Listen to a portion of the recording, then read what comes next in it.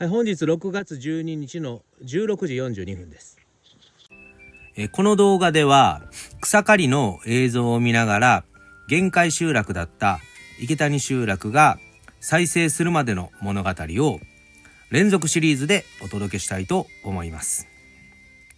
バックナンバーは再生リストで整理しますので、他の回をご覧いただきたいという場合は再生リストからどうぞご覧ください。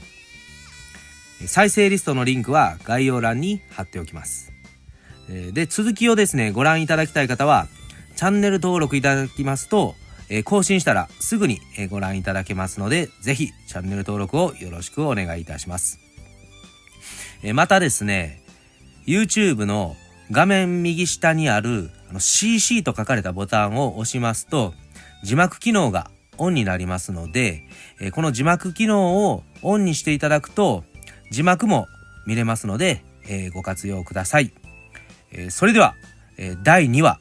行ってみましょう。中越大震災前夜。入山集落出身の山本博さんは、平成元年に廃村になって以降ですね、太子堂に、住んでいるというふうに前回述べましたけれども、その太子堂の住まいから入山の田んぼまで、通いながらね工作を続けていました。で、平日の昼間は生コンの、ミキサー車の運転手として、会社勤めをしながらの、兼業農家でいらっしゃったんですね。で、山本さんはもともとご自身が住んでいた家のあったところに、新たに山小屋を建てまして、そしてそこをですね通い工作の拠点として、活用し始めてたんですね。で、2000年のある日ですね、山本さんのお父さんの雄英さんが、入ってた農民連というですね、団体の紹介で日本画家の稲田良樹さんという方からですね山本さんの山小屋を借りて、滞在してですね、美しい農村の風景と、それを支える人々を描きたい、というですね、話が、舞い込んできたんですね。で、最初は山本さんとしてはまだ建てたばかりで真新しく、自分もほとんど使ってない山小屋を貸すのはどんなものかというふうにも、思ったそうです。ですがですね、稲田さんの方から届いた手紙から、絵を通じて農村を応援したいという思いが伝わってきて、で、稲田さんがですね実は日展に2回ですね入選した実績があると、そういったことも書かれてまして、そういう内容も読んで、悪い人ではなさそうだなというふうに考えまして、稲田さんを山小屋に迎え入れることにしました。で、山本さんはですね稲田さんとたちまちに意気投合しまして、断るごとにですね、なんで農村から人がいなくなってしまったんだか、この状況をなんとかできないものか、といったテーマで、お酒を飲みながら語り合ってたんですね。で、山本さんは、市内にある、山岳会、山の会ですねに、参加してたんですけれども、10年近く続けてきた、町内の家族登山の仲間たちにも、稲田さんを引き合わせまして、稲田さんもこういったメンバーに打ち解けて、仲良く、生活をしていました。で、稲田さんは過疎の実態に触れて都市への集中と、疲弊していく農村を、目の当たりにしたわけですね。で、何か自分にできることをしたいというふうに考えて、アトリエにしていた入山の、山小屋をですね、農村と都市の交流の場にしようと思って、日本人だけじゃなくて、モンゴル人とか韓国人とか、ボスニア人と、稲田さんの知り得る友人知人にどんどん呼びかけていきました。で、またですね、モンゴルからホームステイをですね、公的機関としてではなくて個人として受け入れたりですね。で、翌年にはですね、逆にモンゴルにみんなで、訪ねたりということもしました。そのような、経験を通じてですね、山本さんはこれは都会から農村に人を呼ぶっていうのはそう難しいことではないんじゃないかという、イメージを、強く持つようになったんですね。で、稲田さんとの間では、いや、池谷文庫は市の所有物なんで、借りようと思えば、ただで借りられる可能性はある。とかですね。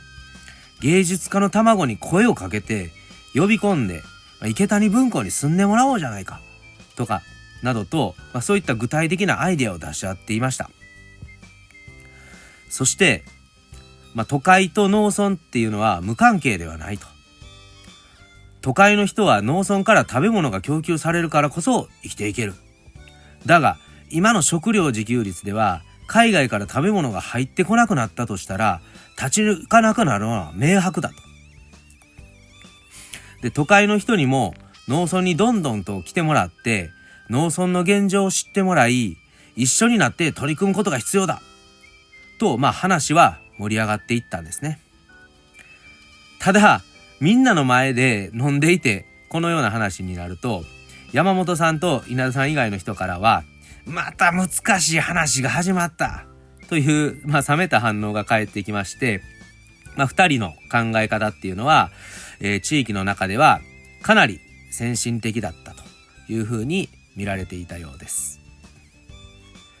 さて、今回は中越大震災前夜ということで、入山集落の、山本博さんが、日本画家の稲田さんを迎え入れて、都会の人とかですね、海外の人とかを、受け入れる経験を通じてですね、いろいろ外の人を呼び込むっていうのは、なかなか難しいことじゃないんじゃないかというふうにイメージを持てるようになってきたと、いったところのお話を、紹介してまいりました。次回はですね、いよいよ池谷集落が、再生していくきっかけとなった中越大震災が、発生する、そういった様子をお届けしたいと思います。それでは、次回もお楽しみにしてください。はい、終わりました。ですね、本日はですね、実は午前中はですね、小学校の飛び谷第一小学校ですね、私の子供が通ってる、運動会がですね、ありまして、その時は雨が降ってましたんで体育館でね、やったんですけれども、でその後ですね、家庭菜園やってましたら結構時間かかりまして、それで開始時刻がですね、4時を過ぎてたというような遅い時間から始めたんですけれども、この時期はね、結構ね、夜まで非常に暗いじゃなくて夜まで、ね、非常に明るいんでですね、今時刻がですね、はい、7時18分なんですけれども、結構ね明るいですね。しかも今月もね見えてまして、この月明かりもね、非常にいい感じで映ってますね。はい、はい、ということでね、今日はこれでおしまいなんですけれども、ちょっとコメント欄でですね、うちの奥さんの足の怪我についてね心配されてた方がいらっしゃいましたんで、申し上げておきますと、骨折はしてなかったようなんですが、結構腫れてましてですね、ちょっと痛そうに、しております。ただ車とかはねもう運転ができるようなんでですね、一応日常生活はかなり、不便はしてますけど、問題なさそうな感じですね。ちょっと病院からは年齢もそこそこになってるんで、回復はそんなに早くないですよみたいなこと言われたって言って、ちょっと年寄りっぽいこと言われたみたいなこと言ってましたけれども、もう40半ばぐらいになりましたんでね、そういう感じだと思います。はい、ということでね、今日草刈り、以上でございます。で、今日なんでここからやったかと言いますとですね、肝心なこと言うのを忘れてましたね。今日ここ草刈りなんでここからやったかと言いますと、いつもだとね入り口の方の道路からやるんですが、今度ですね、14日に、山本さんと山口さんと一緒に土砂崩れしたところをユンボですくい取ってダンプに乗せて砂利を捨てるんですけれども、その砂利をですね、捨てる場所を、ここのですね道路を、コンクリート舗装をね、するにあたって、砂利を敷いてね、